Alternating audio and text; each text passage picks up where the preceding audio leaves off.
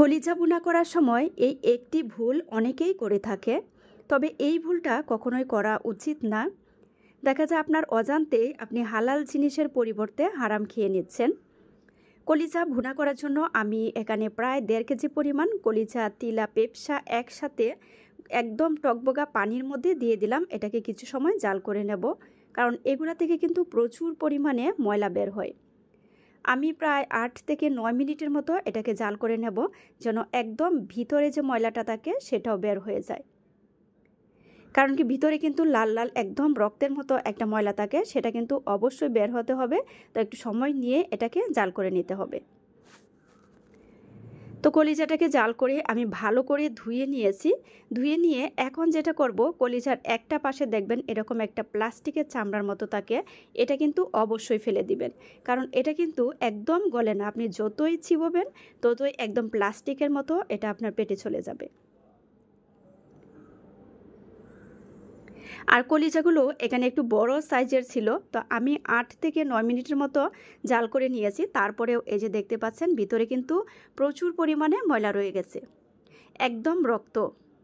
এটা কিন্তু অনেক সময় দেখা যায় কি আপনারা ফলো করেন না, নিজের অজান্তেই কিন্তু রান্না করে ফেলেন। তবে আমি কিন্তু এগুলাকে আবারও ছোট অংশে কেটে তারপরে আবারও আমি জাল করে নিচ্ছি। এই তো আমি ছোট করে কেটে আবারও জাল করে নিয়েছি। এখন আর এর মধ্যে কোনো রকমের ময়লা নেই। তবে যখনই কলিজা ভুনা করবেন এই দিকটা অবশ্যই কিন্তু খেয়াল রাখতে হবে। তো আমি কিছুটা পরিমাণ নিয়েছি আজকে রান্না করার জন্য, তার সাথে অ্যাড করে দিচ্ছি কিছুটা পরিমাণ গরুর মাংস। আর গরুর মাংসটাও আমি একদম ছোট করে রেখেছি কেটে। তো কলিজা, মাংস, তারপর পেপসা একসাথে আমি আজকে ভুনা করব। তার জন্য এদিকে একটি পাত্রে তেল দিয়ে গোটা গরম মশলা দিয়ে দিচ্ছি, আর সেই সাথে 1 কাপ পরিমাণ পেঁয়াজ কুচি। পেঁয়াজটাকে আমি একটু সফট করে ভেজে নেব। তবে স্বাদ মতো লবণ দিয়ে দিচ্ছি। লবণটা দিলে কিন্তু পেঁয়াজটা খুব দ্রুত সফট হয়ে যায়।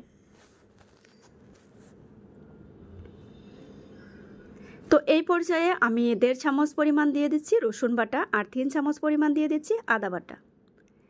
সামান্য কাঁচামরিচ দিয়ে দিলাম, এতে করে ঝাল বের হবে আর খুব সুন্দর একটা ঘ্রাণও আসবে। মশলাটাকে একটু সময় নিয়ে ভালো করে কষিয়ে নিতে হবে। যে কোনো রান্না করার সময় মশলাটাকে যদি আপনি একটু সময় নিয়ে কষিয়ে নেন, তাহলে কিন্তু রান্নাটাও অনেক বেশি পারফেক্ট হবে। একটু পানি দিয়ে দিলাম। আমি এর মধ্যে এখন গুঁড়া মশলাগুলো অ্যাড করে দেব। 1 চামচ পরিমাণ দিয়ে দিচ্ছি ধনিয়া গুঁড়া, 1 চামচ দিয়ে দিচ্ছি হলুদের গুঁড়া, মরিচের গুঁড়া দিয়ে দিচ্ছি 1 চামচ পরিমাণ, ভাজা জিরার গুঁড়া দিয়ে দিচ্ছি 1 চামচ পরিমাণ, আর 1/2 চামচ দিয়েছি গরম মশলার গুঁড়া। আবারও আমি কিছু সময় কষিয়ে নিচ্ছি। আর যখন একদম তেলটুকু উপরের দিকে উঠে আসবে, ঠিক সেই মুহূর্তে আমি মাংসটুকু অ্যাড করে দিচ্ছি। এখন ভালো করে মশলার সাথে মাংসটাকে মেখে নিতে হবে। আমি এখানে যতটুকু মাংস নিয়েছি তার বেশিরভাগ কিন্তু কলিজা, পেপসা এইগুলো দিয়েছি। তো এই তো দেখতে পাচ্ছেন অনেকটা কিন্তু পানিও ছেড়ে দিয়েছে। তবে আপনারা যখন কলিজা ভুনা করবেন তখন কিন্তু দেখবেন একদম পানি বের হয় না। তবে এখানে কিছুটা পরিমাণ গরুর মাংস দেওয়াতে কিন্তু এই পানিটা বের হয়েছে। তো এই পানিটা আরও একটু বের হবে, তো আমি এটা দিয়েই ভালো করে আমি কষিয়ে নেব। আর কিছু সময় পর পর কিন্তু অবশ্যই ঢাকনাটা খুলে এটাকে নেড়ে ছেড়ে দিতে হবে, না হলে নিচে লেগে যাবে। তো আমি কিন্তু একদম ভালো করে একটু সময় নিয়ে মাংসটাকে কষিয়ে নিলাম। এখন আমি এর মধ্যে জলের পানি দিয়ে দিচ্ছি। আর জলের পানিটা অবশ্যই গরম পানি দেওয়ার চেষ্টা করবেন, তাহলে খুব সহজেই অ্যাডজাস্ট হয়ে যায়। তো জলের পানি দিয়ে এখন আমি বাকি রান্নাটা কমপ্লিট করে নেব। তো আমি ফিরে আসলাম একদম শেষ মুহূর্তে।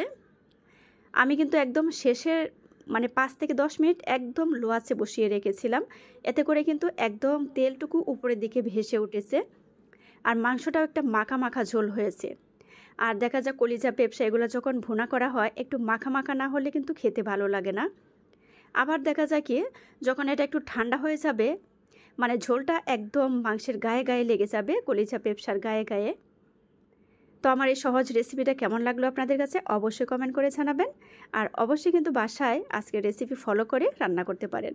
আশা করি অনেক বেশি স্বাদ পাবেন। তো ভিউয়ার্স, সবাই ভালো থাকবেন। আল্লাহ হাফিজ।